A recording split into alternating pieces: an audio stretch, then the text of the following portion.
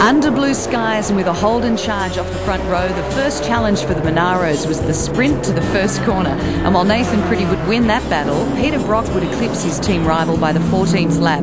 It would be the beginning of a lengthy stint of duelling Monaros. Early dramas for the head-turning Morgan from the UK, and Australia's team Lamborghini struck tyre problems to lose 5 laps on the leader and ensure a bumpy ride back to the pits for Nations Cup champ Paul Stokel.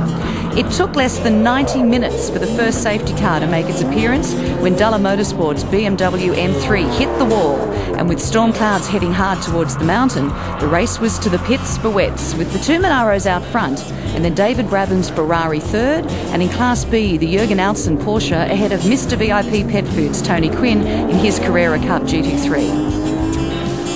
The storm's intensity took everyone by surprise, the safety car actually stopping the field on track as visibility closed in. The race was restarted after a massive 54 minutes under safety car, and to think we had just clocked up only lap 41. The wet conditions and the adjustment to night racing conditions was to turn this Enduro into the Torvill and Dean show. The top speed across Skyline would catch out a few drivers, including Mark Westbrook, who lost control of his BMW M Coupe and rolled through the sand trap into a tyre wall. An incident that would put drivers into cruise control under safety car for more than 1 hour. And John Bow's BMW M3 was about to start packing up the truck when, after 8 hours, team owner Mahir Al-Gadri crashed hard.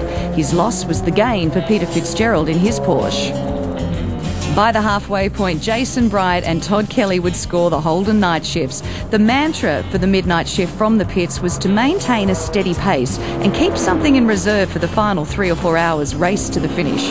Meantime, David Brabham was pushing hard to hold third spot, albeit a handful of laps down, and the Lambo had made up for lost time to be sitting 11th.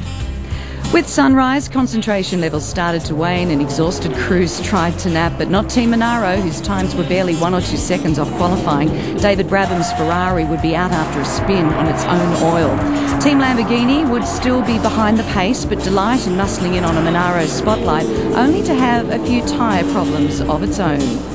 It would limp back to the pits, unfortunately way off the pace.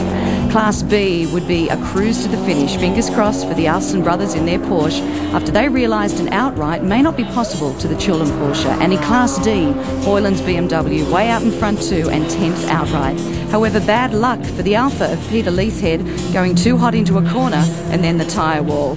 And so after a seamless run, the Monaros head to the checkered flag, but will Brocky earn number 10 the hard way?